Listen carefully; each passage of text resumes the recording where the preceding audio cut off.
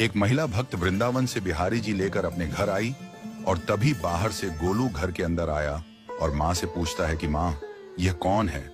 तो मैया ने बोला, ये भगवान हैं और ये ही हमारे मालिक हैं। अब तो घर में जब भी कोई नई चीज बनती तो सबसे पहले बिहारी जी को भोग लगता। पहले यह सब चीजें गोलू को सबसे पहले मिलती थीं। इससे गोलू बहुत चिढ़ने लगा और मन ही मन ठाकुर जी को कोसने लगा। एक दिन गोलू की माँ काम पर जाते समय बोली, गोलू, यमुना जी से मटके में जल भर कर लाना।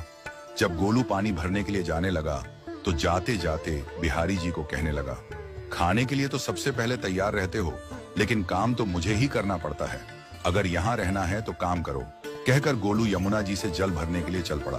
गोलू जब यमुना जी में जल भरने लगा तो उसने देखा कि यमुना जी के अंदर बिहारी जी विराजमान हैं और कह रहे हैं, ला गोलू, घड़ा हम भर देते हैं। गोलू उनको देखकर हैरान हो गया और बोला, नहीं नहीं, मैं अपने आप भर लूंगा। लेकिन ठाकुर जी ने उसके हाथ से घड़ा ले लिया और भरकर घर ले आए।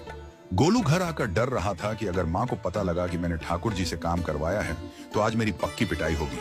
माँ ने घर आकर बिहारी जी को गीले कपड़ों में देखा तो एकदम से हैरान हो गई और कहने लगी कि गोलू, ये जरूर तेरी शरारत है, जरूर तूने ही इन पर जल डाला है। गोलू ने अपनी माँ को समझाने का बहुत प्रयास किया, लेकिन माँ ने उसको डांट कर चुप करा दिया और ठाकुर जी के भीगे हुए वस्त्रों को बदलने लगी।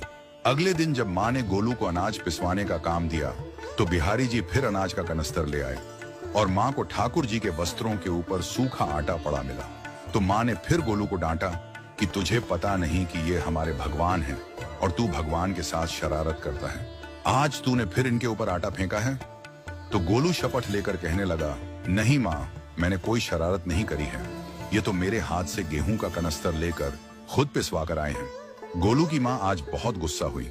अगले दिन फिर माँ बोली, बेटा गोलू, आज तुम्हारे बाबा बाहर गांव से वापस लौट आएंगे। बस आज का ही काम है, तुम जंगल से थोड़ी लकड़ियां ले आना।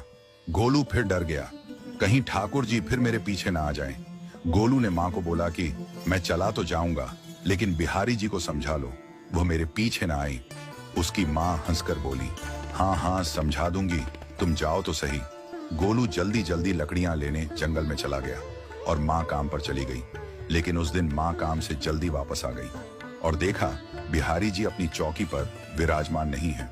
वह तो एकदम से घबरा गई कि कहीं गोलू की शरारत तो नहीं। वह भागी भागी जंगल की तरफ गई। तभी उसने देखा कि गोलू के साथ एक इंसान लकड़ियों को लेकर घर आ रहा है। गोलू की माँ यह देखकर हैरान हो गई कि यह तो बिहारी जी हैं। ये क्या हमारे भगवान हमारा काम कर रहे हैं? इसका अर्थ गोलू ठीक कह रहा था। वह जल्दी जल्दी